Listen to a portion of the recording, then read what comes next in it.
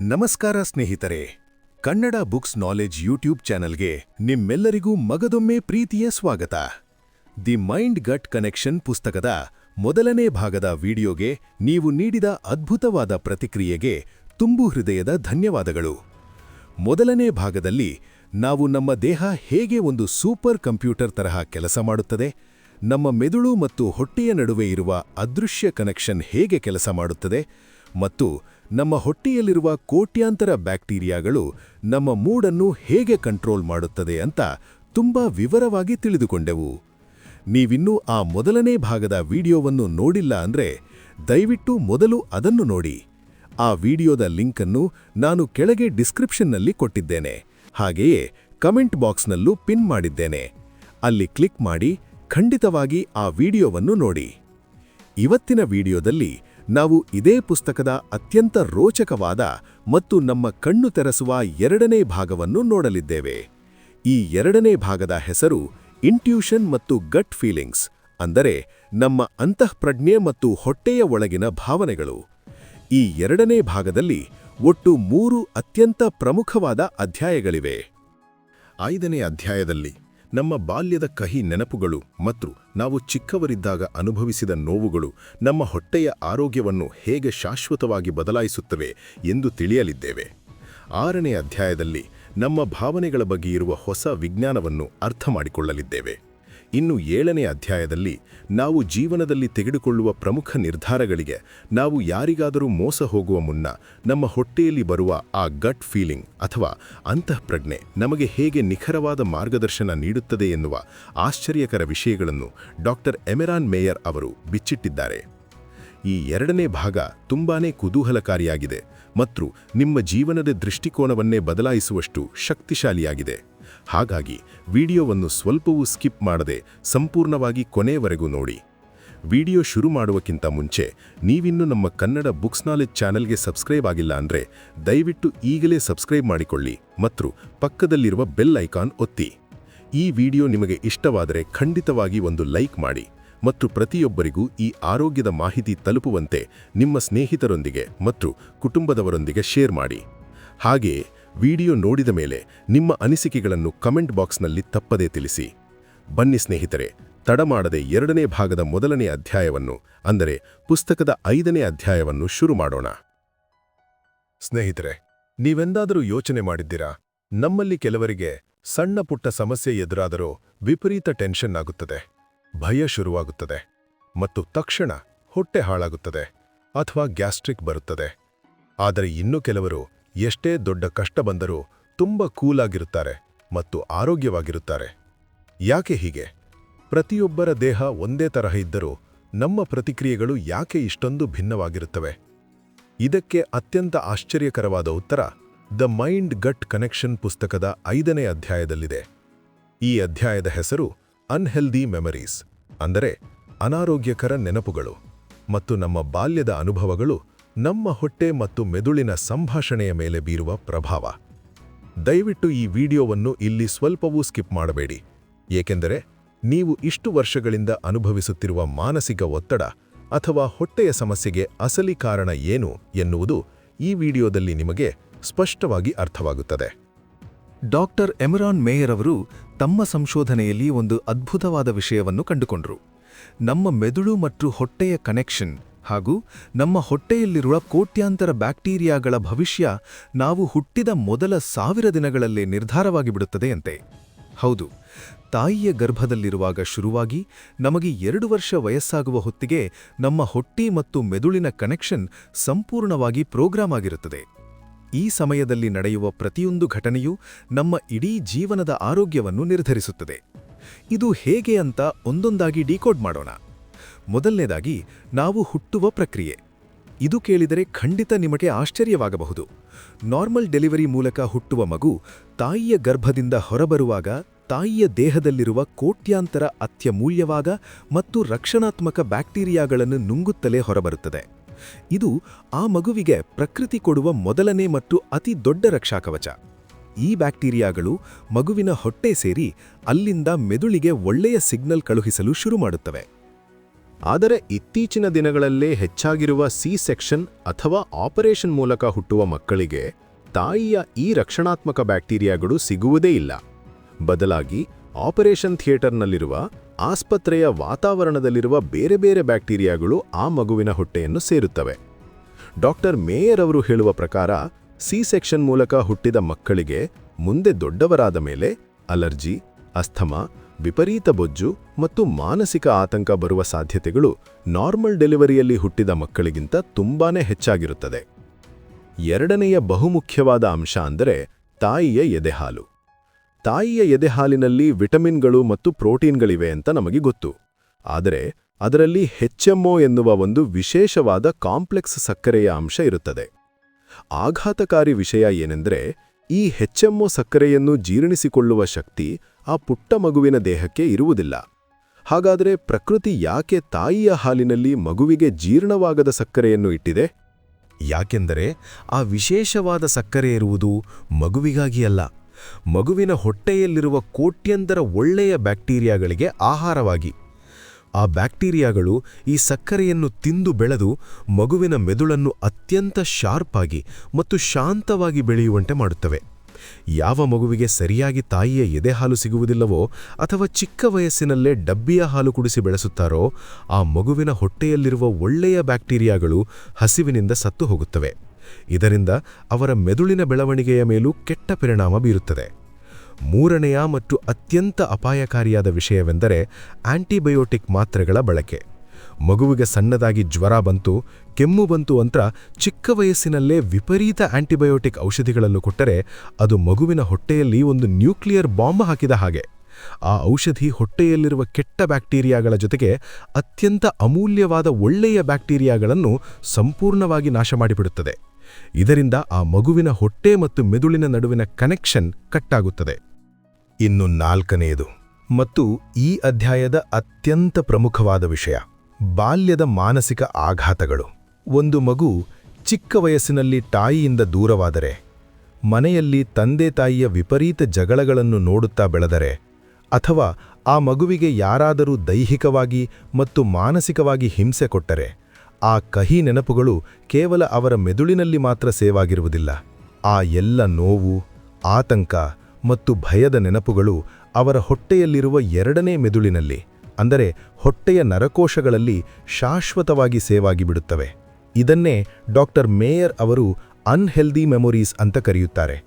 ಹೀಗೆ ಬಾಲ್ಯದಲ್ಲಿ ವಿಪರೀತ ಮಾನಸಿಕ ಒತ್ತಡ ಅನುಭವಿಸಿದ ಮಕ್ಕಳು ದೊಡ್ಡವರಾದ ಮೇಲೆ ಅವರ ಜೀವನದಲ್ಲಿ ಯಾವುದೇ ಸಣ್ಣ ಸಮಸ್ಯೆ ಬಂದರೂ ಅವರ ಹೊಟ್ಟೆ ವಿಪರೀತವಾಗಿ ರಿಯಾಕ್ಟ್ ಮಾಡುತ್ತದೆ. ಅವರಿಗೆ ಪದೇ ಪದೇ IBS ಅಂದರೆ ಇರಿಟೇಬಲ್ ಬೋವೆಲ್ ಸಿಂಡ್ರೋಮ್ ಎನ್ನುವ ಕರುಳಿನ ಕಾಯಿಲೆ ಬರುತ್ತದೆ. ಊಟ ಸೇರುವುದಿಲ್ಲ, ಭಯ, ಆತಂಕ ಮತ್ತು ಡಿಪ್ರೆಷನ್ ಅವರನ್ನು ಕಾಡುತ್ತದೆ. ಇವರು ಎಷ್ಟೇ ಒಳ್ಳೆಯ ಸೈಕಿಯಾಟ್ರಿಸ್ಟ್ ಬಳಿ ಹೋಗಿ ಮೆದುಳಿಗೆ ಟ್ರೀಟ್ಮೆಂಟ್ ತೆಗೆದುಕೊಂಡರೂ ಇವರ ಸಮಸ್ಯೆ ಗುಣವಾಗುವುದಿಲ್ಲ. ಯಾಕೆಂದರೆ ಆ ಭಯದ ಮೆಮೊರಿ ಇರುವುದು ಅವರ ಮೆದುಳಿನಲ್ಲಲ್ಲ, ಬದಲಾಗಿ ಅವರ ಹೊಟ್ಟೆಯಲ್ಲಿ. ಸ್ನೇಹಿತರೆ, ನಾವು ಹುಟ್ಟುವಾಗ ನಡೆದದ್ದನ್ನು ಅಥವಾ ನಮ್ಮ ಬಾಲ್ಯದಲ್ಲಿ ನಡೆದ ಕಹಿ ಘಟನೆಗಳನ್ನು ಈಗ ನಾವು ಬದಲಾಯಿಸಲು ಸಾಧ್ಯವಿಲ್ಲ ಎನ್ನುವುದು ನಿಜ. ಆದರೆ ನಾವು ಇಂದು ಅನುಭವಿಸುತ್ತಿರುವ ಆತಂಕ, ಭಯ ಮತ್ತು ಹೊಟ್ಟೆಯ ಸಮಸ್ಯೆಗಳು ಕೇವಲ ನಮ್ಮ ಯೋಚನೆಗಳಿಂದ ಬಂದದ್ದಲ್ಲ. ಅದರ ಬೇರು ನಮ್ಮ ಬಾಲ್ಯದ ನೆನಪುಗಳಲ್ಲಿ ಮತ್ತು ನಮ್ಮ ಹೊಟ್ಟೆಯಲ್ಲಿದೆ ಎಂದು ಅರ್ಥಮಾಡಿಕೊಂಡಾಗ ನಾವು ನಮ್ಮನ್ನು ನಾವು ದೂಷಿಸಿಕೊಳ್ಳುವುದು ನಿಲ್ಲುತ್ತದೆ. ನಮ್ಮನ್ನು ನಾವು ಗುಣಪಡಿಸಿಕೊಳ್ಳುವ ಪ್ರಕ್ರಿಯೆ ಇಲ್ಲಿಂದಲೇ ಶುರುವಾಗುತ್ತದೆ. ಹಾಗಾದ್ರೆ ನಾವು ಪ್ರತಿದಿನ ಅನುಭವಿಸುವ ಕೋಪ, ಪ್ರೀತಿ, ದುಃಖ ಈ ಎಲ್ಲ ಭಾವನೆಗಳು ಎಲ್ಲಿಂದ ಬರುತ್ತವೆ? ಮೆದುಳಿನಿಂದಲೋ ಅಥವಾ ಹೊಟ್ಟೆಯಿಂದಲೋ ಎನ್ನುವ ರಹಸ್ಯವನ್ನು ಪುಸ್ತಕದ 6ನೇ ಅಧ್ಯಾಯದಲ್ಲಿ ಅತ್ಯಂತ ರೋಚಕವಾಗಿ ತಿಳಿದುಕೊಳ್ಳೋಣ.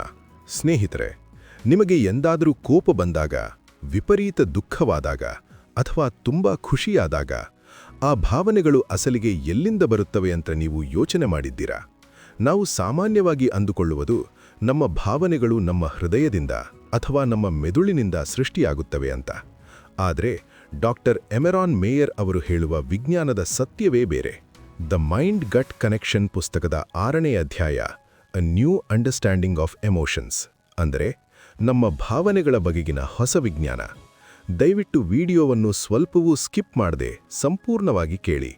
ಇದು ನಿಮ್ಮ ಕೋಪ, ದುಃಖ ಮತ್ತು ಆತಂಕವನ್ನು ನೀವು ನೋಡುವ ರೀತಿಯನ್ನೇ ಶಾಶ್ವತವಾಗಿ ಬದಲಾಯಿಸುತ್ತದೆ. ಡಾಕ್ಟರ್ ಮೇಯರ್ ಅವರು ಇಲ್ಲಿ ಕೇಳುವ ಒಂದು ಅದ್ಭುತವಾದ ಪ್ರಶ್ನೆ ಎಂದರೆ, ಭಾವನೆ ಎಂದರೆ ನಿಜವಾಗಿಯೂ ಏನು? ಉದಾಹರಣೆಗೆ, ನಿಮಗೆ ವಿಪರೀತ ಭಯವಾಗಿದೆ ಅಂದುಕೊಳ್ಳಿ. ಭಯ ಅಂದರೆ ಕೇವಲ ತಲೆಯಲ್ಲಿ ಓಡುವ ಒಂದು ಯೋಚನೆಯಲ್ಲ. ಭಯವಾದಾಗ ನಿಮ್ಮ ಎದೆಬಡಿತ ದಿಢೀರನೆ ಹೆಚ್ಚಾಗುತ್ತದೆ, ಮೈ ಬೆವರುತ್ತದೆ, ಕೈಕಾಲು ನಡುಗುತ್ತದೆ ಮತ್ತು ಎಲ್ಲಕ್ಕಿಂತ ಮುಖ್ಯವಾಗಿ ನಿಮ್ಮ ಹೊಟ್ಟೆಯಲ್ಲಿ ಏನೋ ಒಂದು ವಿಚಿತ್ರವಾದ ತಳಮಳ ಅಥವಾ ವಾಕರಿಗೆ ಬಂದ ಹಾಗೆ ಶುರುವಾಗುತ್ತದೆ. ನಿಮ್ಮ ದೇಹದಲ್ಲಿ ಮತ್ತು ಹೊಟ್ಟೆಯಲ್ಲಿ ಈ ಯಾವ ಬದಲಾವಣೆಯೂ ಆಗದೆ ಕೇವಲ ಮೆದುಳಿನಲ್ಲಿ ಮಾತ್ರ ನಿಮಗೆ ಭಯಪಡಲು ಸಾಧ್ಯವೇ? ಖಂಡಿತ ಸಾಧ್ಯವಿಲ್ಲ. ವಿಜ್ಞಾನದ ಪ್ರಕಾರ ನಮಗೆ ಯಾವುದೇ ಒಂದು ಭಾವನೆ ಬರಬೇಕಾದರೆ ಅಲ್ಲಿ ಒಂದು ಸಂಪೂರ್ಣವಾದ ಸೈಕಲ್ ಅಥವಾ ಒಂದು ರೌಂಡ್ ಟ್ರಿಪ್ ನಡೆಯುತ್ತದೆ. ಅದು ಹೇಗೆ ಎಂದರೆ, ಮೊದಲು ನಿಮ್ಮ ಕಣ್ಣು ಅಥವಾ ಕಿವಿ ಯಾವುದಾದರೂ ಒಂದು ವಿಷಯವನ್ನು ಗ್ರಹಿಸುತ್ತದೆ. ಉದಾಹರಣೆಗೆ, ಯಾರೋ ನಿಮ್ಮನ್ನು ಅವಮಾನ ಮಾಡಿದರು ಅಂದುಕೊಳ್ಳಿ. ನಿಮ್ಮ ಮೆದುಳು ತಕ್ಷಣ ಆ ಮಾಹಿತಿಯನ್ನು ವೇಗಸ್ ನರದ ಮೂಲಕ ನಿಮ್ಮ ಹೊಟ್ಟೆಗೆ ಕಳುಹಿಸುತ್ತದೆ.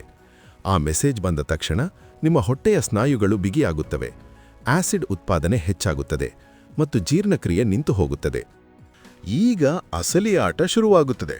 ನಿಮ್ಮ ಹೊಟ್ಟೆ ತನ್ನಲ್ಲಿ ಆದ ಈ ಬಿಗಿಯಾದ ಬದಲಾವಣೆಯ ಮೆಸೇಜನ್ನು ವಾಪಸ್ಸು ಮೆದುಳಿಗೆ ಕಳುಹಿಸುತ್ತದೆ. ಆಗ ಮಾತ್ರ ನಿಮ್ಮ ಮೆದುಳು ಆ ಹೊಟ್ಟೆಯ ಪ್ರತಿಕ್ರಿಯೆಯನ್ನು ಓದಿ, ಓಹೋ, ನನ್ನ ಹೊಟ್ಟೆ ಹೀಗೆ ರಿಯಾಕ್ಟ್ ಮಾಡುತ್ತದೆ ಅಂದರೆ ನನಗೆ ಈಗ ವಿಪರೀತ ಕೋಪ ಬಂದಿದೆ ಅಥವಾ ನನಗೆ ಈಗ ಅವಮಾನವಾಗಿದೆ ಅಂತ ಒಂದು ಲೇಬಲ್ ಅಂಟಿಸುತ್ತದೆ. ಇದನ್ನೇ ನಾವು ಎಮೋಷನ್ ಅಥವಾ ಭಾವನೆ ಅಂತ ಕರೆಯುವುದು. ಅಂದರೆ ನಮ್ಮ ಪ್ರತಿಯೊಂದು ಭಾವನೆಯು ಮೆದುಳು ಮತ್ತು ಹೊಟ್ಟೆಯ ಜಂಟಿ ಒಪ್ಪಂದದಿಂದ ಮಾತ್ರ ಸೃಷ್ಟಿಯಾಗುತ್ತದೆ. ಹೊಟ್ಟೆಯ ಪಾಲ್ಗೊಳ್ಳುವಿಕೆ ಇಲ್ಲದೆ ಮೆದುಳಿಗೆ ಯಾವುದೇ ಭಾವನೆಯನ್ನು ಅನುಭವಿಸಲು ಸಾಧ್ಯವೇ ಇಲ್ಲ. ಇಲ್ಲಿ ಇನ್ನೊಂದು ಅಚ್ಚರಿಯ ವಿಷಯವಿದೆ. ನಾವೆಷ್ಟೋ ಬಾರಿ ಬೆಳಿಗ್ಗೆ ಎದ್ದ ತಕ್ಷಣ ಯಾವುದೇ ಕಾರಣವಿಲ್ಲದೆ ತುಂಬಾ ಬೇಸರದಲ್ಲಿರುತ್ತೇವೆ ಅಥವಾ ಯಾವುದೇ ಖುಷಿಯ ವಿಚಾರವಿಲ್ಲದಿದ್ದರೂ ವಿಪರೀತ ಲವಲವಿಕೆಯಿಂದ ಇರುತ್ತೇವೆ. ನಿಮಗೆ ಯಾವತ್ತಾದರೂ ಹೀಗಾಗಿದ್ಯಾ? ಇದಕ್ಕೆ ಕಾರಣ ಯಾರು ಗೊತ್ತಾ? ನಿಮ್ಮ ಹೊಟ್ಟೆಯಲ್ಲಿರುವ ಬ್ಯಾಕ್ಟೀರಿಯಾಗಳು. ನಿಮ್ಮ ಹೊಟ್ಟೆಯಲ್ಲಿರುವ ಕೋಟ್ಯಾಂತರ ಬ್ಯಾಕ್ಟೀರಿಯಾಗಳು ಬಿಡುಗಡೆ ಮಾಡುವ ರಾಸಾಯನಿಕಗಳು ದಿನದ 24 ಗಂಟೆಯೂ ನಿಮ್ಮ ಮೆದುಳಿನ ಭಾವನಾತ್ಮಕ ಕೇಂದ್ರಕ್ಕೆ, ಅಂದರೆ ಇನ್ಸುಲಾ ಎನ್ನುವ ಭಾಗಕ್ಕೆ ಬಂದು ಅಪ್ಪಳಿಸುತ್ತಲೇ ಇರುತ್ತವೆ. ನಿಮ್ಮ ಹೊಟ್ಟೆಯಲ್ಲಿ ನೀವು ತಿಂದ ಜಂಕ್ ಫುಡ್ಡಿಂದ ಉರಿಯೂತ ಶುರುವಾಗಿದ್ದರೆ ಅಥವಾ ಕೆಟ್ಟ ಬ್ಯಾಕ್ಟೀರಿಯಾಗಳು ಹೆಚ್ಚಾಗಿದ್ದರೆ ಅವು ಮೆದುಳಿಗೆ ನಿರಂತರವಾಗಿ ನೆಗೆಟಿವ್ ಸಿಗ್ನಲ್ ಕಳುಹಿಸುತ್ತಲೇ ಇರುತ್ತವೆ. ಇದರಿಂದಾಗಿ ನಿಮ್ಮ ಮೆದುಳು ಯಾವಾಗಲೂ ಡಾರ್ಕ್ ಮೋಡ್ನಲ್ಲಿರುತ್ತದೆ. ಈ ಸಮಯದಲ್ಲಿ ನಿಮಗೆ ಯಾರಾದರೂ ಸಾಮಾನ್ಯವಾದ ಮಾತು ಹೇಳಿದರೂ ಕೂಡ ನಿಮಗೆ ಸಣ್ಣ ವಿಷಯಕ್ಕೂ ವಿಪರೀತ ಕೋಪ ಬರುತ್ತದೆ, ಅಳು ಬರುತ್ತದೆ ಅಥವಾ ಜಗಳವಾಡಬೇಕು ಅನ್ನಿಸುತ್ತದೆ. ನಿಮ್ಮ ಮೂಡ್ ಸಂಪೂರ್ಣವಾಗಿ ಹೈಜಾಕ್ ಆಗಿರುತ್ತದೆ. ಅದೇ ನಿಮ್ಮ ಹೊಟ್ಟೆ ಮತ್ತು ಕರುಳು ಅತ್ಯಂತ ಆರೋಗ್ಯವಾಗಿದ್ದರೆ ಮೆದುಳಿಗೆ ಸದಾಕಾಲ ಪಾಸಿಟಿವ್ ಮೆಸೇಜ್ ಹೋಗುತ್ತದೆ. ಆಗ ನಿಮಗೆ ದೊಡ್ಡ ಕಷ್ಟ ಬಂದರೂ ಅಥವಾ ಯಾರಾದರೂ ಬಂದು ನಿಮ್ಮನ್ನು ಬೈದರೂ ನಿಮಗೆ ಕೋಪ ಬರುವುದಿಲ್ಲ. ನೀವು ಆ ಸಮಸ್ಯೆಯನ್ನು ಬಹಳ ಶಾಂತವಾಗಿ ನಗುನಗುತ್ತಾ ನಿಭಾಯಿಸುತ್ತೀರಿ. ಆದ್ದರಿಂದ ಸ್ನೇಹಿತರೆ, ನಾವು ನಮ್ಮ ಕೋಪವನ್ನು, ನಮ್ಮ ಆತಂಕವನ್ನು ಅಥವಾ ನಮ್ಮ ಡಿಪ್ರೆಷನ್ ಅನ್ನು ಕೇವಲ ನಮ್ಮ ಮೆದುಳಿನಿಂದ ಕಂಟ್ರೋಲ್ ಮಾಡಲು ಹೋದರೆ ಅದು ಯಾವತ್ತೂ ಸಾಧ್ಯವಿಲ್ಲ. ಮೆದುಳಿಗೆ ಬರುವ ಆ ನೆಗೆಟಿವ್ ಭಾವನೆಗಳ ಅಸಲಿ ಫ್ಯಾಕ್ಟರಿ ಇರುವುದು ನಿಮ್ಮ ಹೊಟ್ಟೆಯಲ್ಲಿ. ನೀವು ಹೊಟ್ಟೆಯನ್ನು ಮತ್ತು ಅದರಲ್ಲಿರುವ ಬ್ಯಾಕ್ಟೀರಿಯಾಗಳನ್ನು ತಂಪಾಗಿಟ್ಟರೆ ನಿಮ್ಮ ಮನಸ್ಸು ತಾನಾಗಿಯೇ ತಂಪಾಗುತ್ತದೆ. ನಾವು ತಿನ್ನುವ ಆಹಾರಕ್ಕೂ ನಮ್ಮ ಕೋಪಕ್ಕೂ ನೇರವಾದ ಸಂಬಂಧವಿದೆ ಎನ್ನುವುದು ಈ ಅಧ್ಯಾಯದ ಅತಿದೊಡ್ಡ ಪಾಠ. ಇದಿಷ್ಟು 6ನೇ ಅಧ್ಯಾಯದ ಸಂಪೂರ್ಣ ವಿವರಣೆ. ಹಾಗಾದರೆ ನಾವು ಜೀವನದಲ್ಲಿ ತೆಗೆದುಕೊಳ್ಳುವ ಅತಿ ದೊಡ್ಡ ನಿರ್ಧಾರಗಳಿಗೆ, ಯಾವುದಾದರೂ ಹೊಸ ಕೆಲಸ ಶುರು ಮಾಡುವಾಗ ಅಥವಾ ಯಾರಿಗಾದರೂ ಮೋಸ ಹೋಗುವ ಮುನ್ನ ನಮ್ಮ ಹೊಟ್ಟೆಯಲ್ಲಿ ಬರುವ ಆ ಗಟ್ ಫೀಲಿಂಗ್ ಎನ್ನುವ ಮುನ್ಸೂಚನೆಗೆ ಇರುವ ವೈಜ್ಞಾನಿಕ ಕಾರಣಗಳೇನು? ನಮ್ಮ ಹೊಟ್ಟೆ ನಮಗೆ ಭವಿಷ್ಯದಲ್ಲಿ ಆಗುವ ಅಪಾಯವನ್ನು ಮೊದಲೇ ಹೇಳುತ್ತದೆಯೇ ಎನ್ನುವ ಅತ್ಯಂತ ರೋಚಕವಾದ ವಿಷಯವನ್ನು 7ನೇ ಅಧ್ಯಾಯದಲ್ಲಿ ವಿವರವಾಗಿ ತಿಳಿದುಕೊಳ್ಳೋಣ. ಸ್ನೇಹಿತರೆ, ನೀವೆಂದಾದರೂ ಯಾರಿಗಾದರೂ ಮೊದಲ ಬಾರಿ ಭೇಟಿಯಾದಾಗ ಅವರು ನೋಡಲು ಎಷ್ಟೇ ಒಳ್ಳೆಯವರಾಗಿದ್ದರೂ ನಿಮ್ಮ ಒಳಗಿನಿಂದ ಇವರ ಸಹವಾಸ ಬೇಡ ಅಂತ ಏನಾದರೂ ಅನ್ನಿಸಿದೆಯಾ? ಅಥವಾ ಯಾವುದಾದರೂ ದೊಡ್ಡ ನಿರ್ಧಾರ ತೆಗೆದುಕೊಳ್ಳುವಾಗ ತಾರ್ಕಿಕವಾಗಿ ಎಲ್ಲವೂ ಸರಿಯಿದ್ದರೂ ಹೊಟ್ಟೆಯಲ್ಲಿ ಏನೋ ಒಂಥರ ಭಯವಾಗಿ ಆ ಕೆಲಸ ಕೈಬಿಟ್ಟಿದ್ದೀರಾ?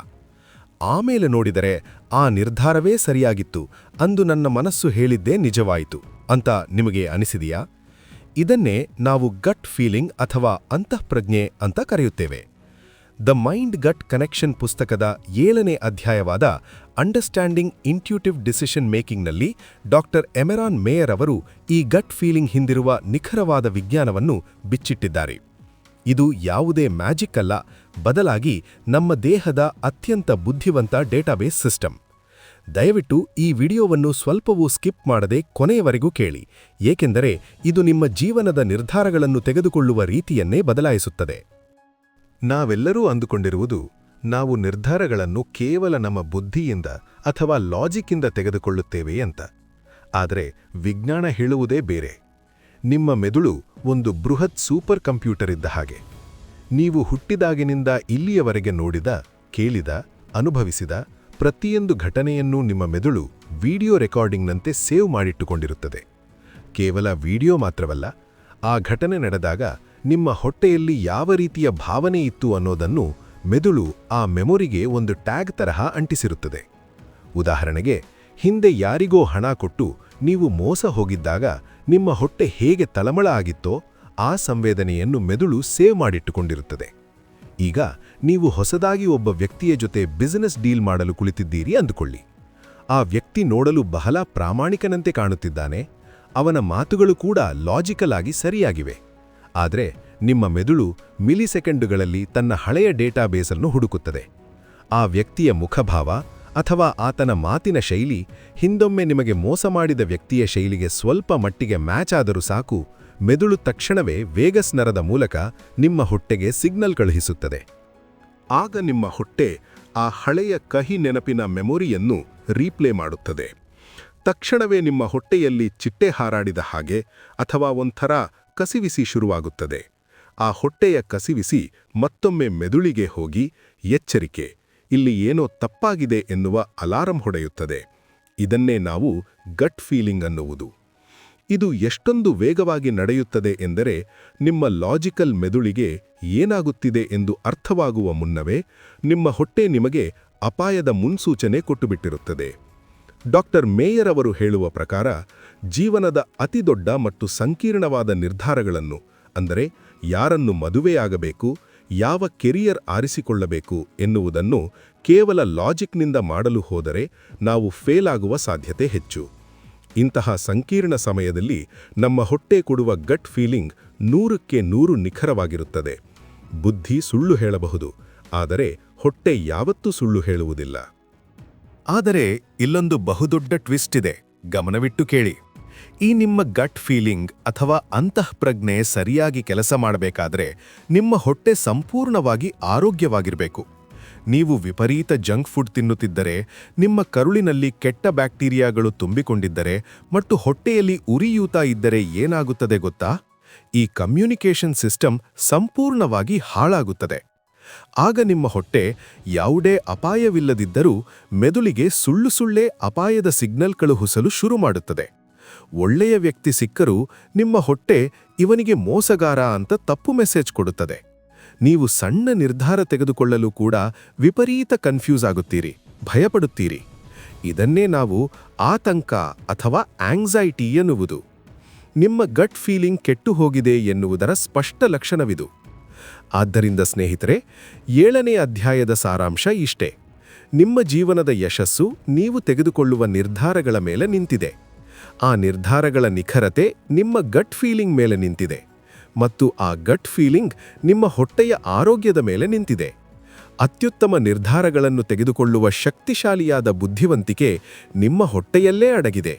ದಯವಿಟ್ಟು ಅದನ್ನು ಶುದ್ಧವಾಗಿಟ್ಟುಕೊಳ್ಳಿ. ಸ್ನೇಹಿತರೆ, ಇದಿಷ್ಟು ದ ಮೈಂಡ್ ಗಟ್ ಕನೆಕ್ಷನ್ ಪುಸ್ತಕದ 2ನೇ ಭಾಗದ ಸಂಪೂರ್ಣ ಸಾರಾಂಶ. ನಮ್ಮ ಬಾಲ್ಯದ ನೆನಪುಗಳು, ನಮ್ಮ ಕೋಪ, ಭಯದಂತಹ ಭಾವನೆಗಳು ಮತ್ತು ನಾವು ತೆಗೆದುಕೊಳ್ಳುವ ನಿರ್ಧಾರಗಳ ಹಿಂದಿರುವ ಗಟ್ ಫೀಲಿಂಗ್ ಹೇಗೆ ಸಂಪೂರ್ಣವಾಗಿ ನಮ್ಮ ಹೊಟ್ಟೆಯ ಆರೋಗ್ಯದ ಮೇಲೆ ನಿಂತಿದೆ ಎನ್ನುವುದು ಈಗ ನಿಮಗೆ ಸ್ಪಷ್ಟವಾಗಿ ಅರ್ಥವಾಗಿದೆ ಅಂದುಕೊಳ್ತೀನಿ. ಆದರೆ ನಮ್ಮ ಹೊಟ್ಟೆಯನ್ನು ಮತ್ತು ಮೆದುಳನ್ನು ಕಾಪಾಡಿಕೊಳ್ಳುವುದು ಹೇಗೆ? ಇದಕ್ಕೆ ನಿಜವಾದ ಪರಿಹಾರವೇನು? ನಮ್ಮ ಹಿಂದಿನ ಕಾಲದ ಪೂರ್ವಜರು ಏನು ತಿನ್ನುತ್ತಿದ್ದರು ಮತ್ತು ಇಂದಿನ ಆಧುನಿಕ ಆಹಾರ ಪದ್ಧತಿ ನಮ್ಮನ್ನು ಹೇಗೆ ನಾಶ ಮಾಡುತ್ತಿದೆ ಇವೆಲ್ಲದಕ್ಕೂ ಅತ್ಯಂತ ಸರಳವಾದ ಮತ್ತು ನೀವೆಲ್ಲರೂ ಸುಲಭವಾಗಿ ಪಾಲಿಸಬಹುದಾದ ಪ್ರಾಯೋಗಿಕ ಪರಿಹಾರಗಳನ್ನು ಡಾಕ್ಟರ್ ಎಮೆರಾನ್ ಮೇಯರ್ ಅವರು ಪುಸ್ತಕದ 3ನೇ ಮತ್ತು ಅಂತಿಮ ಭಾಗದಲ್ಲಿ ನೀಡಿದ್ದಾರೆ. ಆ ಕೊನೆಯ ಭಾಗವನ್ನು ನೀವು ಯಾವುದೇ ಕಾರಣಕ್ಕೂ ಮಿಸ್ ಮಾಡಿಕೊಳ್ಳಲೇಬಾರದು. ಅದು ಖಂಡಿತ ನಿಮ್ಮ ದೈನಂದಿನ ಜೀವನ ಶೈಲಿಯನ್ನೇ ಬದಲಾಯಿಸುತ್ತದೆ. ಆ ಅತ್ಯಮೂಲ್ಯವಾದ 3ನೇ ಭಾಗದ ವಿಡಿಯೋ ಲಿಂಕ್ ಅನ್ನು ನಾನು ಕೆಳಗೆ ಡಿಸ್ಕ್ರಿಪ್ಷನ್ನಲ್ಲಿ ಕೊಟ್ಟಿದ್ದೇನೆ. ಹಾಗೆಯೇ ಕಮೆಂಟ್ ಬಾಕ್ಸ್ನಲ್ಲೂ ಪಿನ್ ಮಾಡಿದ್ದೇನೆ. ದಯವಿಟ್ಟು ಈಗಲೇ ಹೋಗಿ ಆ 3ನೇ ವಿಡಿಯೋವನ್ನು ನೋಡಿ. ಈ ವಿಡಿಯೋ ನಿಮಗೆ ಇಷ್ಟವಾಗಿದ್ದರೆ ಮತ್ತು ಉಪಯುಕ್ತ ಅನಿಸಿದರೆ ಖಂಡಿತವಾಗಿ ಒಂದು ಲೈಕ್ ಮಾಡಿ ಹಾಗೂ ಪ್ರತಿಯೊಬ್ಬರಿಗೂ ಈ ಆರೋಗ್ಯದ ಮಾಹಿತಿ ತಲುಪುವಂತೆ ನಿಮ್ಮ ಸ್ನೇಹಿತರೊಂದಿಗೆ ಮತ್ತು ಕುಟುಂಬದವರೊಂದಿಗೆ ಶೇರ್ ಮಾಡಿ. ಈ ವಿಡಿಯೋ ಬಗ್ಗೆ ನಿಮ್ಮ ಅನಿಸಿಕೆಗಳನ್ನು ತಪ್ಪದೇ ಕಮೆಂಟ್ ಮಾಡಿ ತಿಳಿಸಿ. ನೀವಿನ್ನೂ ನಮ್ಮ ಕನ್ನಡ ಬುಕ್ಸ್ ನಾಲೆಡ್ಜ್ ಚಾನೆಲ್ಗೆ ಸಬ್ಸ್ಕ್ರೈಬ್ ಆಗಿಲ್ಲ ಅಂದ್ರೆ ದಯವಿಟ್ಟು ಈಗಲೇ ಸಬ್ಸ್ಕ್ರೈಬ್ ಮಾಡಿಕೊಳ್ಳಿ ಮತ್ತು ಪಕ್ಕದಲ್ಲಿರುವ ಬೆಲ್ ಐಕಾನ್ ಒತ್ತಿ. ಬನ್ನಿ, ಡಿಸ್ಕ್ರಿಪ್ಷನ್ನಲ್ಲಿರುವ ಲಿಂಕ್ ಕ್ಲಿಕ್ ಮಾಡಿ 3ನೇ ಭಾಗದ ವಿಡಿಯೋದಲ್ಲಿ ಸಿಗೋಣ. ಧನ್ಯವಾದಗಳು.